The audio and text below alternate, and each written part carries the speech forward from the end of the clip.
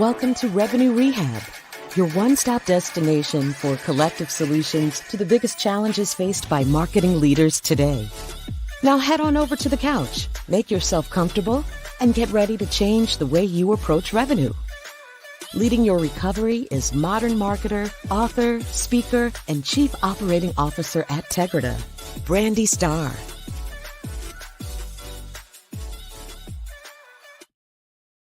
Hello, and welcome to another episode of Revenue Rehab.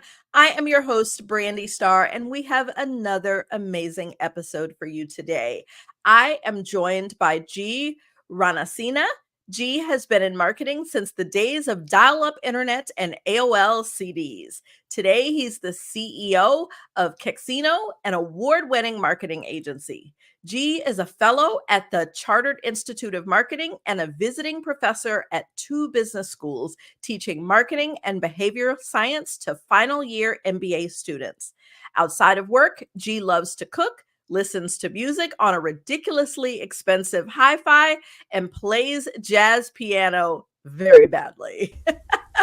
Welcome to Revenue Rehab, Gee. Your session begins now. Thanks for having me. I do appreciate it, Brandi. Delighted to be invited.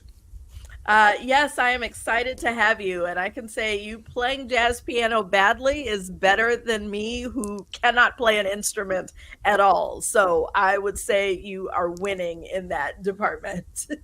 Yeah. Well, maybe I need to serenade you, Brandi, because I think once you hear me, it'll be a different. You'll have a different opinion, I think. We'll save that for the next time. That's part 2, right?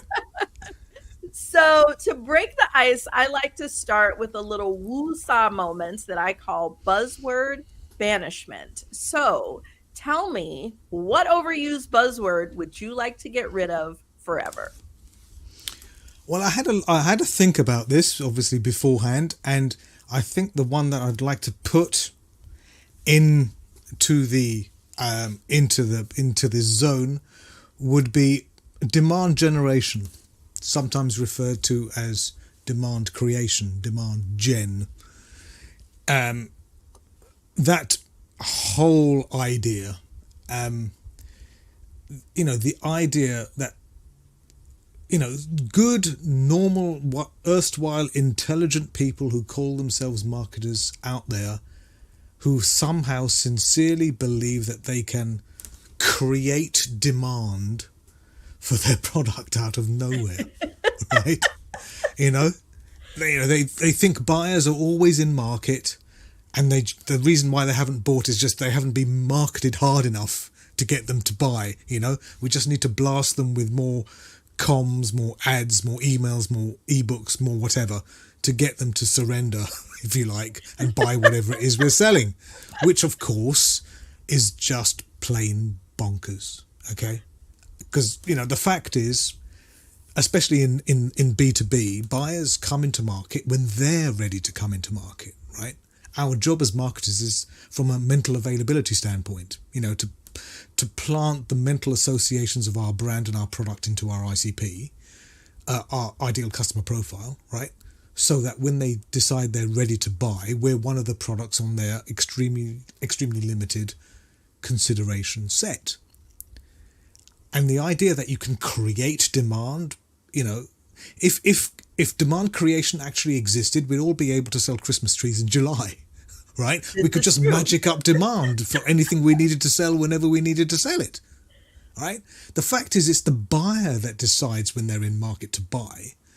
And that's based upon them having a need. In other words, a problem that they've identified that they need just to go away, right? If I'm in the supermarket and I'm looking to buy a box of washing powder, your marketing didn't make me buy that particular brand of washing powder. I bought some washing powder because I didn't have any more washing powder at home, right? So, but now once I'm in the supermarket and looking at which brand of washing powder that I should buy, then, maybe your marketing can influence my choice. Sure. Okay. But it certainly didn't get me into the washing powder aisle. Right? Okay. I can support that thought process there. And so at least for this discussion, we will put demand gen in the box. We'll, put a nice bow on it and toss it out. And, I think this commentary on demand gen ties nicely into what we're going to be talking about today. So I will ask you, what brings you to Revenue Rehab today? Well, I think as marketers, I think we need to take a good long look at what we're doing, what we do, and question whether in 2024 what we're doing is still the best we can do for both the business that we're working in as well as for the buyer, for the customer. Because I think the way that we've been marketing over the past 10, 15 years has to change. Now, in some ways, we're being forced into changing anyway. I'm thinking about, data privacy legislation, GDPR, CCPA, and all that sort of stuff, right? But I think also we need to consider how the buying consideration process is changing, especially in B2B, right? I think that many marketers, and certainly a great many agencies, excluding us, of course, I think have become lazy. I think I'd go further actually, not just lazy, I'd contend that they've not been doing their jobs properly. Because I think for far too long, too many marketers have been hiding behind data in an effort to excuse the crap results they're getting, right? Diminished responsibility through plausible deniability has been the order of the day. And it seems to me that as long as you can show the numbers to support your decisions, you can't be held accountable for the results, which I think is blatantly ludicrous. I think what we're calling marketing today, proper marketing, has been devalued from a marketing function to a communications function. And I think all of this can be partly attributed to the over-reliance on data, to the exclusion of extracting sensible insights of that data into buyer behavior. Now, that doesn't mean that data-driven marketing should be avoided, not at all. I'm not saying that at all. I'm saying the opposite. What I'm saying is that the problem with what we're calling data-driven marketing is that we're basing our decisions on the wrong data. We're measuring stuff that's easy to measure rather than the stuff that we need to measure. Don't get me wrong. I think there's enormous value in data and measurement. But data only tells you what people are doing. It doesn't explain or allow you to generalize why they may be doing it. And why is the question that we need to be answering. Okay? I think fewer and fewer marketers seem to bother with the basics of marketing and they move straight into the tactic stuff. Okay? There's precious little thought or foresight about the only thing that actually matters in the grand scheme of things, which of course is the customer, right? The customer-facing part of any marketing initiative is the communication. So why are we looking to commoditize this last part of the chain with crappy design and poorly executed messaging? You speak to the average marketer, they'll spend hours on crafting custom audience profiles and geolocational constraints and integrating tracking pixels and remarketing tags and all the other shit, right? But then when it comes to the creative execution, they throw it over to like AI or some Photoshop factory and vomit out 50 different variations of an ad and then measure the results, right? That's not marketing, right? Knowing how to use Canva doesn't make you a marketer, doesn't make you a marketing expert. Now, don't get me wrong. I've got nothing to, I'm not having a beef with Canva. Canva, I love you guys. You're doing great stuff, right? But nice disclaimer. Thank you. But what I'm saying is, right, if I go out and I spend $1,000 on some super duper handmade Japanese chef's knives, right, it doesn't make me Gordon Ramsay, Brandi, does it? It does not. Right? And you've given me a number of things that I want to dig into. But before I do that, I believe in setting intentions. It gives us focus, it gives us purpose, and most important, it gives our audience an understanding of what they should expect from our discussion. And so there's lots of things you've hit on in what is the problem. What do you want people to take away from the discussion? After listening to this episode, what is that key thing that you want people to think or feel? I think firstly, people need to understand that marketing isn't stress balls and tote bags and organizing events and making brochures. Marketing isn't looking to get likes and comments and amplification on social, right? Marketing isn't comms. Marketing isn't promotion. Marketing is having a tangible, direct correlation to the revenue of the business. If it doesn't sell, it's not marketing, it's fluff, it's a cost. People need to grow up and realize we are all in sales. We need to justify the cost of what we're doing, and the only way we can do that is by selling stuff. Our job is to sell. Our job is to... Marketing in its essence is about change, about affecting change, about influencing a buying decision to the point that makes tangible result. So with the advent of all of these MarTech tools and now AI, the heavy lifting, all of the detritus that we're getting involved with is going away because it can be done a lot better by software than it can by human beings. So we're spending all of this money on MarTech, spending all of this money on AI, and yet the effectiveness of our marketing continues to go down the toilet. So why is that?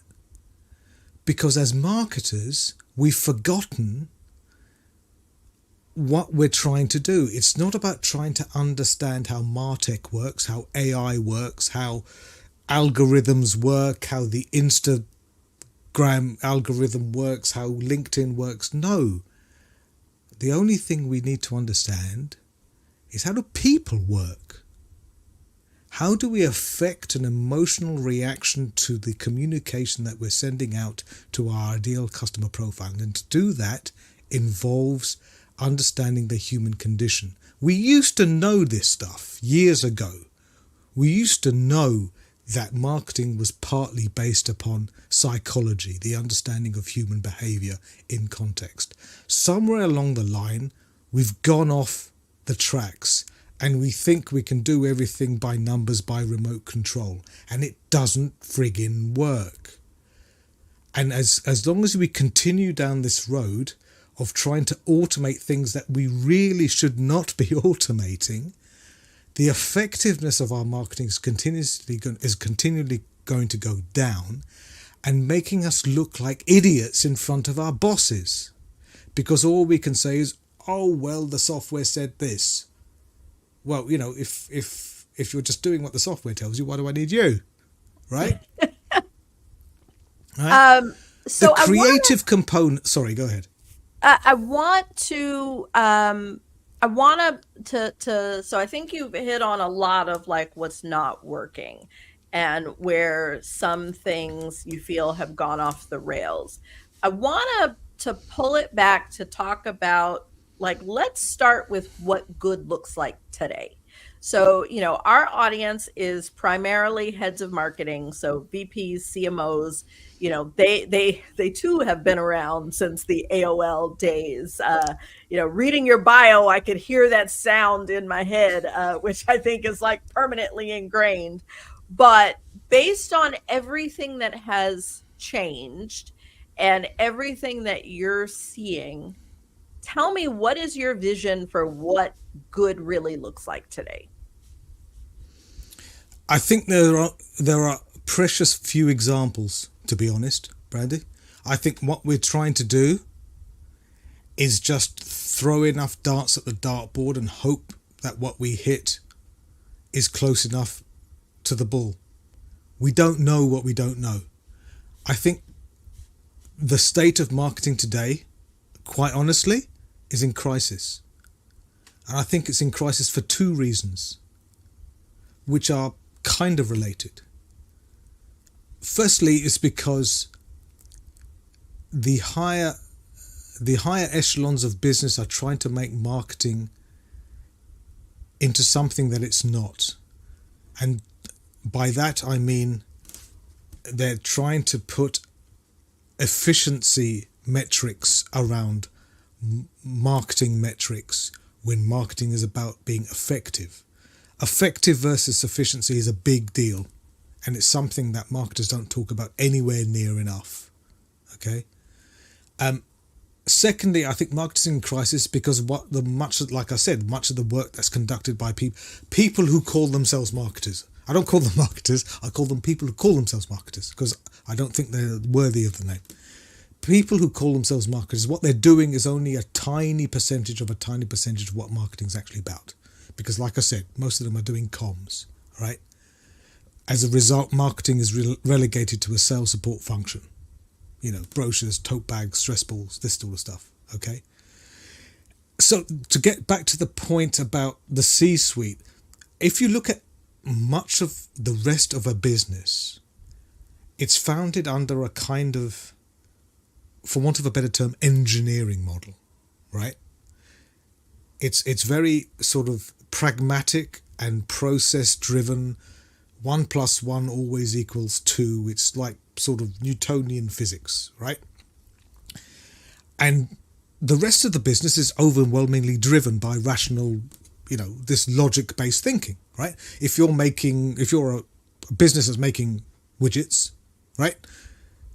The job of the business is to try to find ways to reduce costs or effort, to increase productivity, to increase efficiency, all the rest of it, okay? But what's happening is we're trying to apply this level of thinking and extrapolate that into marketing to reduce effort and cost by mechanizing the process, okay? But whereas reducing the cost of manufacture of a widget usually has no detrimental effect on the efficacy of the widget itself, unless perhaps you make it so badly, so cheaply that it's no longer fit for purpose, right? When you reduce the cost of marketing manufacture, right, you invariably get to the point where its effectiveness goes straight out the window because the arbiters of effectiveness are much more than its constituent parts. Okay? If you look at every other part of the business, it's based on rationality and logic. Like I said, Newtonian physics, atoms, right? It's always the same. We presuppose a fixed and rational target. The thing is, in marketing, we're dealing with human beings. And human beings are not rational at all, right? Humans aren't machines that always think and do something in the same way, in the same context, right? We don't behave logically. We don't behave rationally. So that means effective marketing involves out-of-the-box thinking, and it involves experimentation, and it involves going down not dark alleys. It goes about blocked alleys, okay, that lead nowhere. This sort of experimentational stuff is the stuff that finance people and economists scares them to death, right? Every other area of the business, what finance and economics is trying to do is create a world where everything is measurable, everything can be quantifiable, but this is all based on the assumption that all of the variables are like physics, where the important metrics that determine the outcome of something are numerically available and attainable and interchangeable, right? And that you have all the information required to understand a condition. Like I said, 1 + 1 is always 2.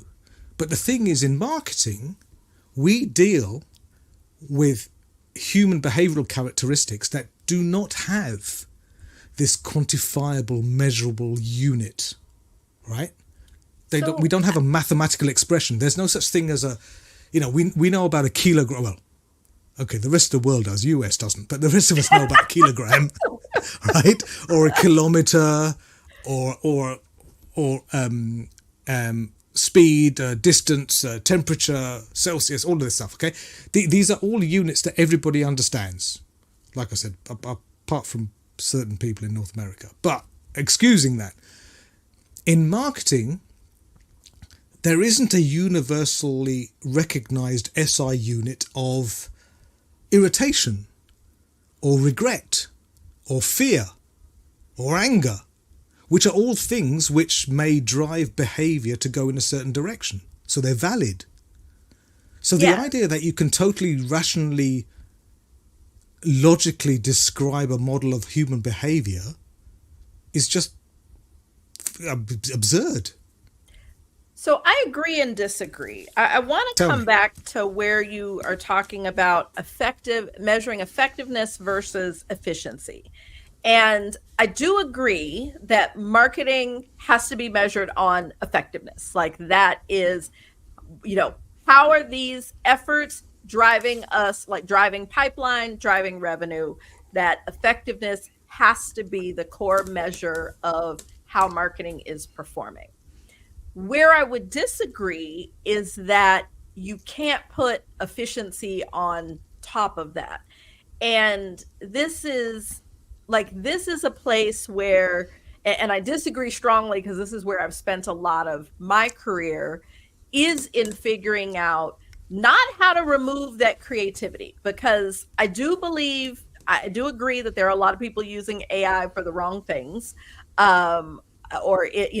Because I think the big value in AI is that speed and efficiency. The same thing is the value in marketing technology, that we can figure out how to scale and be more efficient at what we're doing in marketing so that we do have a greater output while also still being effective. I also agree with your point around experimentation and the fact that that is a key part of marketing and is a place that marketing and finance do bump heads. And where I have seen the greatest success in that, in marketing leaders being able to almost fight for an experimentation budget, so to speak, where there is resource, whether it's budget, people resource, whatever it is, carved out to go down those, dark alleys, blocked alleys, rainbow alleys, those places that we haven't gone, and allowing them to be comfortable in failing in those efforts in order to find the things that work. And I do agree that that is really challenging. And that is a place where there is a lot of friction between, especially marketing and finance, because finance people they're about the numbers, what can be measured, and you are right that all the other departments, those numbers are a lot more clear of what goes in, what comes out, and marketing is a bit different there. I also agree that marketing is in crisis. If you look at all the analysts' reports, there's all sorts of things that are talking about the challenges that are happening. I think where I would disagree a bit is that I feel like I talk to a new marketing leader every week. I'm a part of a number of CMO communities that have CMOs of organizations from the startup phase on to, billion-dollar global companies. And one thing that I am consistently seeing is marketing departments are moving away from being what they used to be in being a cost center and sales support and the make it pretty people and the ones that do events and send out stress balls. Like, those are still components that happen in marketing because, they kind of have to happen in certain instances. But I'm seeing the opposite of what you're seeing, in that that's not where people are living anymore. Like that you've got marketing leaders focused on being the chief market officer and focused on the whole market and understanding the customer and the product market fit and all that higher level thinking to then drive strategies so that the tactics that their teams, that marketing manager level who should be focused on tactics, that they are able to focus their energies on the right place. And so I'm really curious, because just based on our two experiences, it sounds like we're definitely seeing different things, and it could be the different regions of the world. Like I do know that the majority of my network is here in the US. But it's like what we are seeing feels a bit opposite with some of the same underlying fundamentals. Okay, so a couple of comments. Firstly, I never said that efficiency was a layer on top of effectiveness. So I don't think I think there's been some confusion there. No, I'm saying that's what I believe it is. Okay, well, I'm not conflating the two. I think that there's too many businesses that do conflate the two, and I think there's far too much efficiency-driven metrics on marketing, which is not working, which is costing the business money, and the people in charge know that it's not working, but they've been doing it for so long they can't reverse out, right? I can go back to the experiment that Dave Pritchard from P&G did a few years ago. Uber tried it a few years ago. Airbnb tried it a few years ago, where P&G, right, world's biggest advertiser, for 6 months they paused every single digital marketing ad that they were doing across every single brand of P&G for 6 months. You can imagine how much money we're talking about. And at the end of the 6 months, they looked at the sales figures across brands compared to both the 6 months before as well as a year ago, to give, to eliminate any seasonality. And the difference in sales between spending all of this money on, we're talking about sales activation stuff, performance stuff, right? We're not talking about brand awareness stuff. The difference in sales between the two was zero.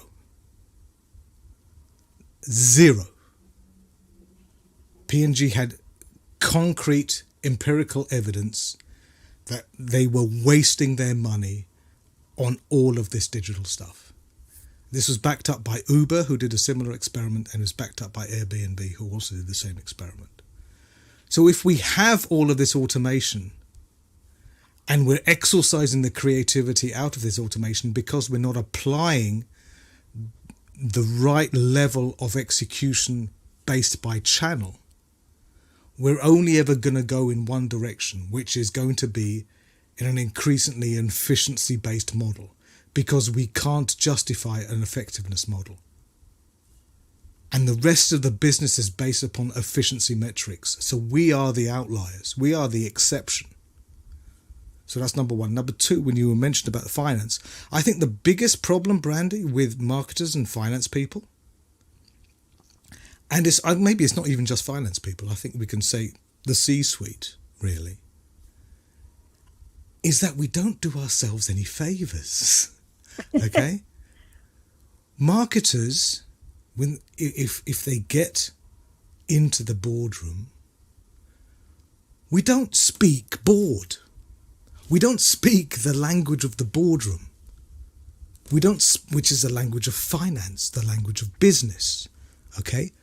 So we go in there and we start talking about all of this touchy-feely, woo-woo, West Coast tie-dyed, believe in the power of the crystal stuff, which scares all of these pragmatic people to death, and we never get invited back. Why is the average tenure of a CMO today 14 months?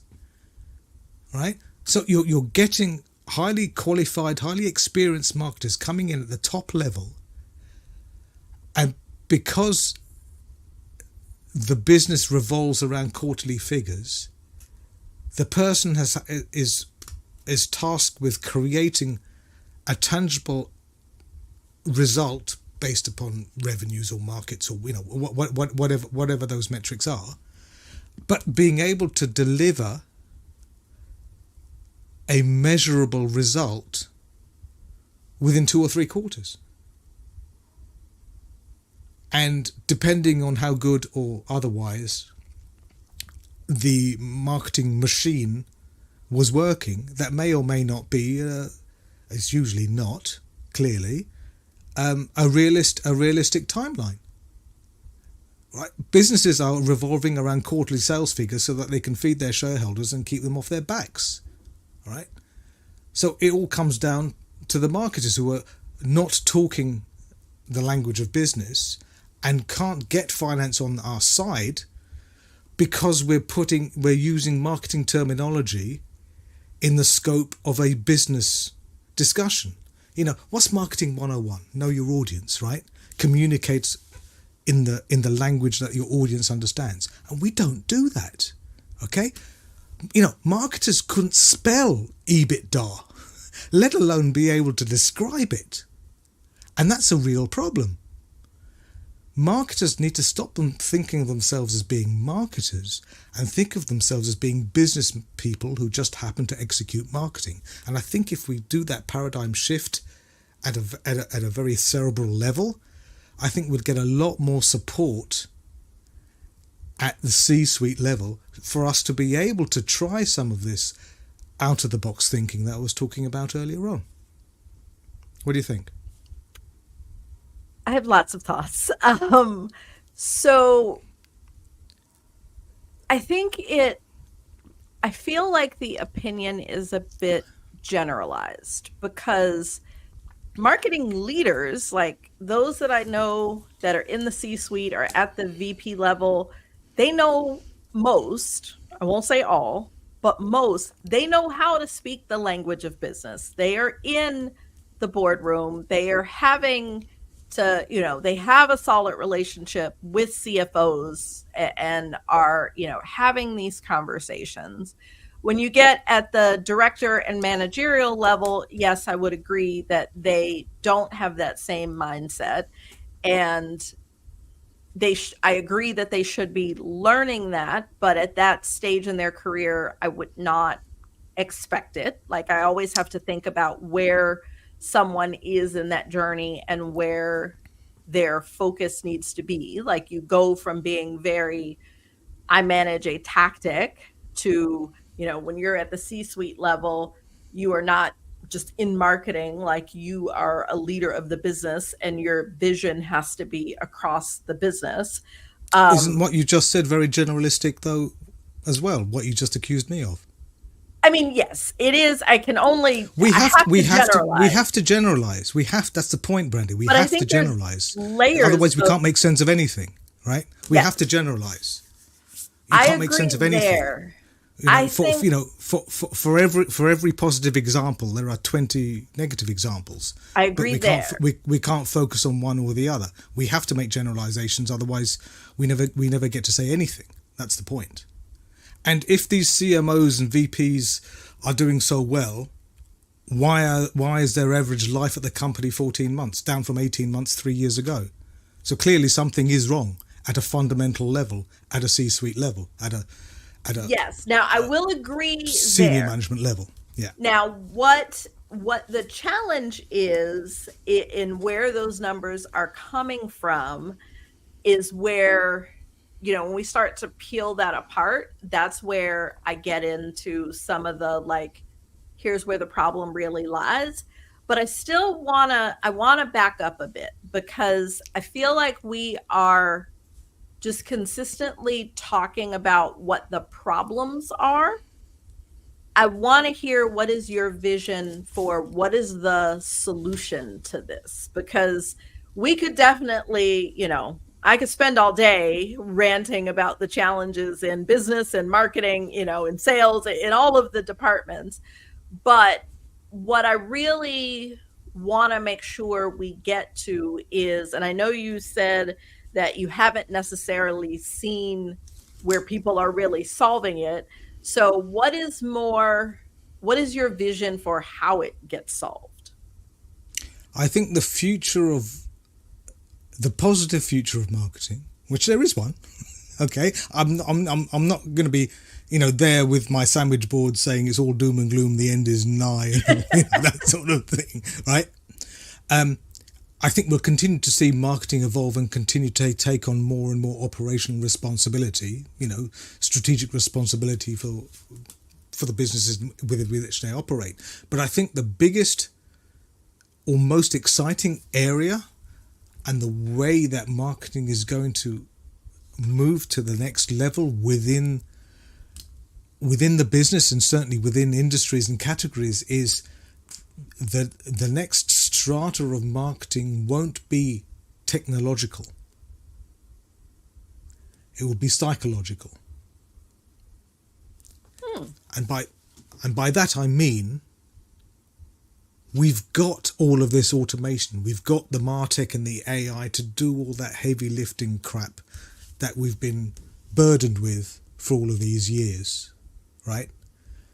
We've got AI that can come in and do a proper deep dive data analysis on Google Analytics output, or e-commerce data and bounce rates and cart abandonments and all of that sort of stuff, right?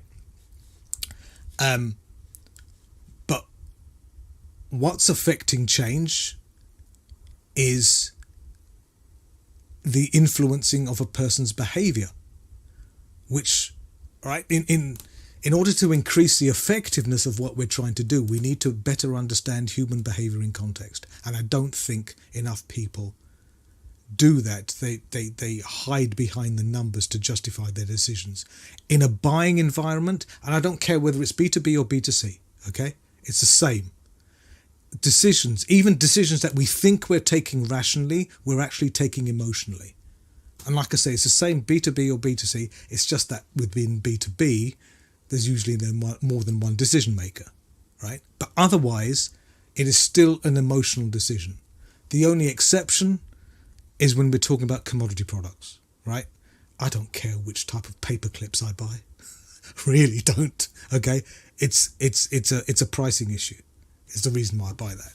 But for anything else, even in B2B, is an emotional reaction, right? This is one of the reasons why things like invitations to tender and RFPs and all these things are rigged.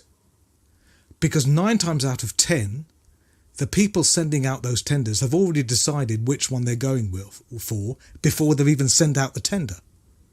Right? It's all rigged.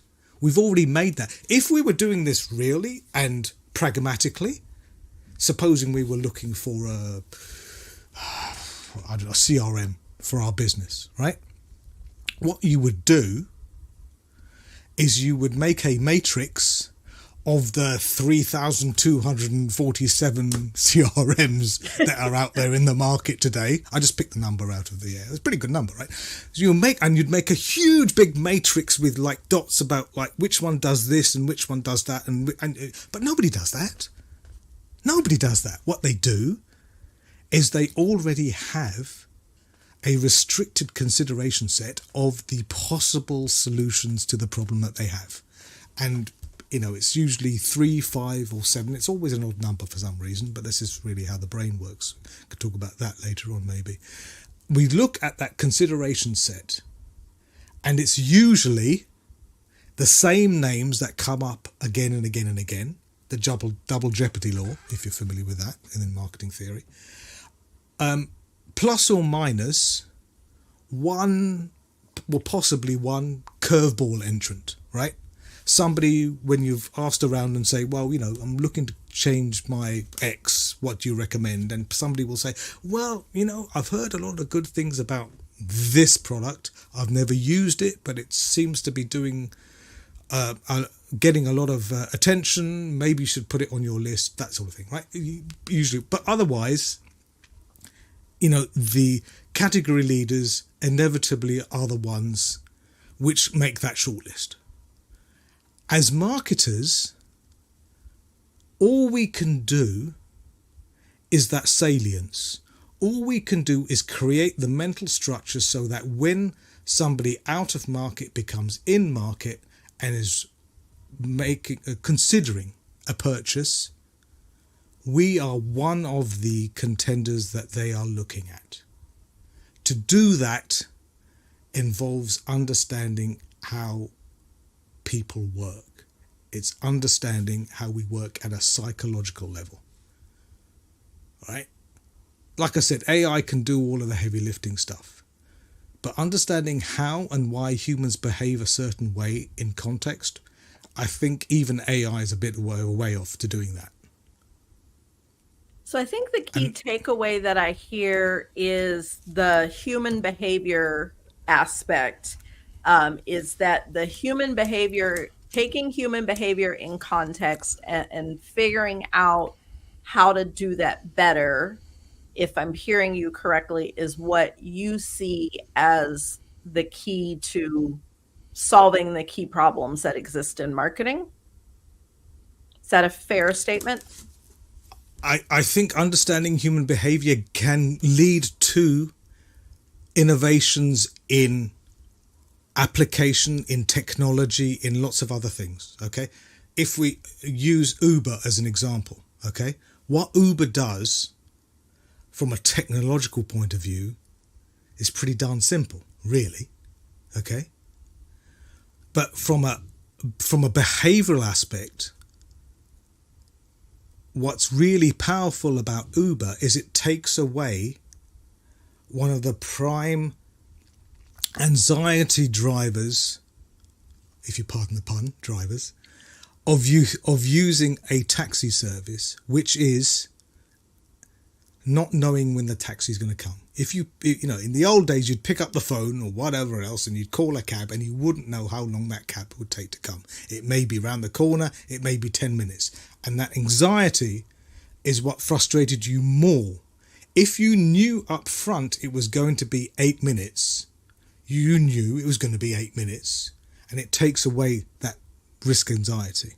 Okay, we've seen this where they've done studies where in public transportation systems around the world, right? For if I give you the London Underground, the subway system in the centre of London as an example, okay, they were looking to increase the perceived effectiveness of the journey times and the efficiency of mass transit systems. And the engineering answer to that is to add more rolling stock, add more trains, more carriages to trains, etc. But in fact, what they did instead was they put these dot matrix indicators on the platforms, right? I mean, you see them in every city with mass transit system in the world now, right? Instead of the uncertainty of not knowing when the train was arriving, if you saw that the next train was going to be 2 minutes and the one after that is going to be 7, it takes away that anxiety, and you were happier as a result when they did the quant surveys afterwards. Passengers were happier with the outcome of the system without spending a single penny on machinery. It was just taking away that concept of uncertainty. So I think what we can do is address sales problems, innovation problems, technological problems, but not looking at it from an engineering perspective, but by looking at it from a human behavioral expectation perspective. Does that make sense? Yes. And so talking about our challenges is just the first step, and nothing changes if nothing changes. And so in traditional therapy, the therapist gives the client some homework. Here at Revenue Rehab, we like to flip that on its head and ask you to give us some homework. And so would love to hear your one thing. If what you have said has resonated with the listeners, what is the next step? What is the first action that you would recommend that they take? Well, any marketer worth their salt is already speaking to their customers on a regular basis, right? To find out, to know what they don't know. What I think we should do is actually review the sorts of questions and the cadence of what we're asking those existing customers, soon to be customers, or, obviously it's even better if you can get past customers, if you can get them to speak to you, to actually understand more about the reasons why we were in the consideration process. Not why they bought, not if they're happy with us, not what they want to see tomorrow. I think one of the most enlightening questions you can ask an existing customer is, during that negotiation phase, what came along in your experience that nearly stopped you buying? You were almost ready to buy and it put a stop in it. It could have put a stop onto that. And I think if you can answer questions like that, it takes you down a totally different path, where we're no longer talking to shills, we're no longer talking to people who've already drunk the Kool-Aid, and we're looking at things in a lot more level-headed and pragmatic way, where we can look at behavioural change and external contextual influences to align them to present whatever we're offering, communications-wise, marketing, content, advertising, whatever that may be, in the most effective way possible. Okay.